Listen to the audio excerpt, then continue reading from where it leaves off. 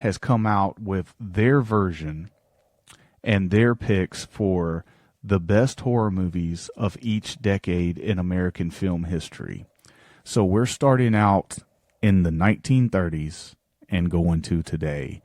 And this is their opinion of the best horror movie from each decade starting in the 1930s. Okay. So, in the 1930s, from 1931, they picked Dracula with Bela Lugosi. Okay. I disagree. I think Frankenstein is the best of the 30s, but, you know, I'm not pooping on Dracula. I think that Frankenstein was a better movie than Dracula. Well, that's why I picked Frankenstein. The 1940s, they picked 1941's The Wolfman. How about that? Well, that would be my pick.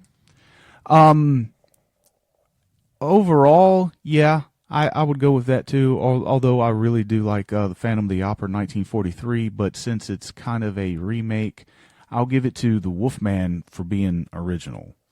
1950s is a movie coming in from 1959. Can you guess what that is? 59? Yeah. Psycho? No. Not even in the same decade. Whoops. It's House on Haunted Hill, the original with the great Vincent Price. Oh, okay. Now we get to the 1960s, and this is from 1960. Can you guess what it is? Not Psycho. It is Psycho. I know. It is Psycho. You were 1 year off. So the 1970s is where it gets pretty interesting because there's some arguments for horror movies starting in the 1970s, like which one is the definitive 70s movie. Well, which one do you think from 1970 they picked? From 1970 to 1979, what was the best? God, you had so many. Ooh. I know. Knowing what a lot of people go with, Texas. No, it is Halloween. I was going to go with Halloween, but They picked Halloween, but like you said, you had Texas, you had Last House on the Left, you had Alien, you had the Amityville Horror, you had The Wicker Man, you had The Omen, you had all these fucking movies to choose from. They went with Halloween, which is a good choice, you know. Yeah. Now, here we go from the 80s. The best horror movie from the 80s, man. That's like closing your eyes and throwing a dart. I can tell you this. Everybody knows my favorite horror movie of all time is The Shining. And that movie was made in 1980. And it is not their pick. So. Great. That's God damn it. That's the one I was going to pick. Is it a sequel? No. It's not a sequel.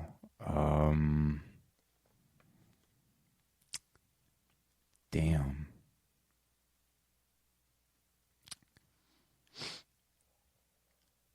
I don't.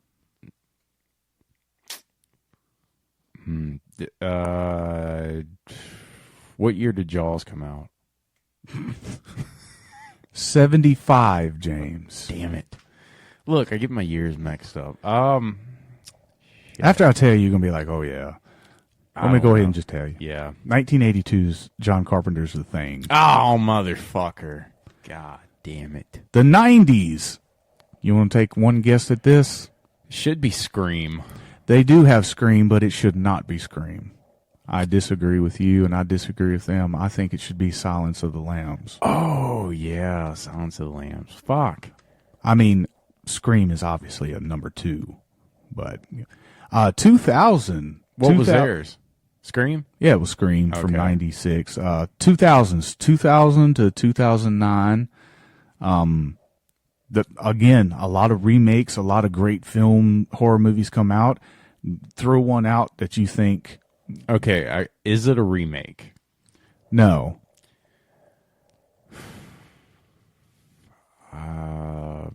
The Mist. Good choice, but no. They picked American Psycho from 2000. Oh, fuck. I forgot that was in 2000. 2010s. We're going from 2010 to 2019. Oh, God. They probably picked Hereditary. Surprisingly, they did not. Thank God. They picked my favorite film of the last decade. Of course, is 2010 to 2019, which is The Conjuring. Ah, okay. Which I think, there's a lot of films that I like. That one, the reason why I really like that film is because I expect it to shit on that movie beyond belief. I was like, it's PG-13, it's going to be stupid, it's another fucking bullshit fucking movie, and I watched Cash grab, and I watched it, and I fucking fell in love with it, and that's why I got so much love for it. Anyway, even though we're only 3 years into this decade, they do have a pick for right now as what is the best 2020s horror movie, even though we're only 3 years in. Want to take a guess on what they picked? God, is it an A24 film? It is. Yeah, I figured. Hereditary can't count. No. Right. Thank God. They probably picked either Talk to Me or X. They picked X from 2022. Woo! So I did it for The Rock. Piggyback in off of what we just did, CBR.com has just come out with their 10 best horror movies of the 2020s so far. So like I said, we're only 3 years in. This is a different website, and we're only counting the movies that's come out in the last 3 years. Yeah. And instead of doing this guessing game, I'm just going to tell you these and just get your reaction to them. All right. So number 10, they have Nope. Nope. Yeah, that's how I feel about that movie. Number 9, a movie called Underwater. Underwater? Yeah, okay. I don't think I've seen. I think it was that movie about the house that's upside down underwater. Is that what I'm thinking of? I don't know. I thought that was the one about the pool. I don't know. I don't know. Anyway, number 8 is Prey. Okay. Number 7 is Antlers. Okay. I know that movie, but I haven't seen it. Yeah, I've seen it. It's all right. It's not better than Prey, though. Number 6 is Pearl. Okay. Number 5 is Smile. Okay. Number 4 is Terrifier 2. All right. Number 3 is Barbarian. Amazing. Okay. Number 2, surprisingly, and I'm bowing down to them because they're giving this love, they have Halloween Kills. Oh, shit. Okay. And at number 1, they have a movie called Incantation, which I've never seen. I've heard of it, but I haven't watched it. So those are their picks. I probably would take Nope off, and I would insert X into that category. I would... my list would be different. I would definitely have Prey on my list. I would have Terrifier 2 on my list, and I would have Barbarian for sure. Everything else I would either replace or I would have to see for myself, because some of them I hadn't seen before. But Thanksgiving's got to be in the top 10. Yeah, I think I would do that one too. But I have one more list that you can react to, and then we'll get to the main event. The main event. Okay.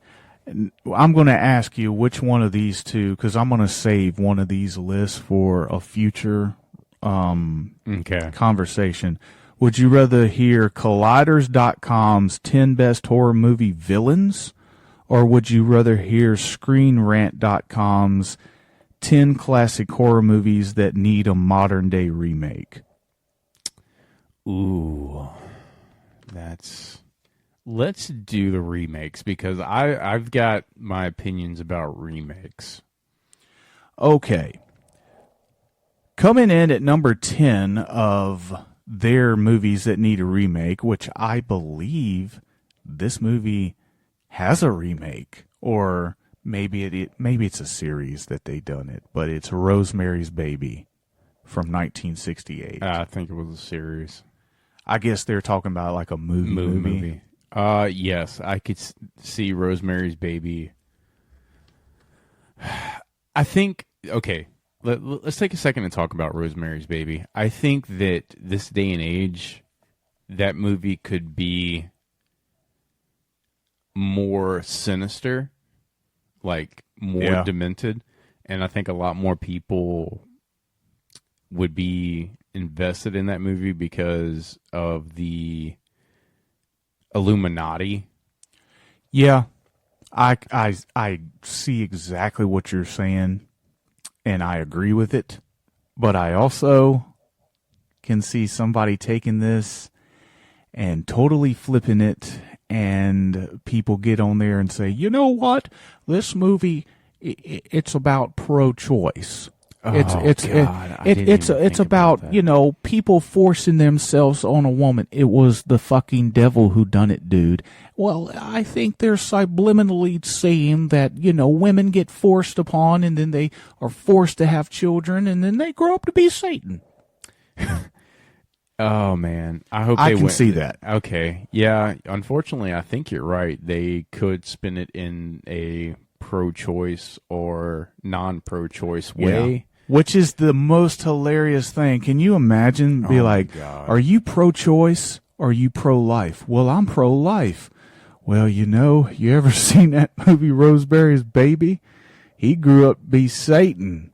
Oh God. Anyway, coming in at number 9 is from 1989 and is Wes Craven's Shocker. Shocker could be a good remake. I don't know how great it would be. I think that would have to go straight to streaming. That's exactly what I was saying, and I picture Shudder doing it. Yeah, Shudder, Screambox, something like that. Coming in at number 8 is from 1963, and it is Alfred Hitchcock's The Birds.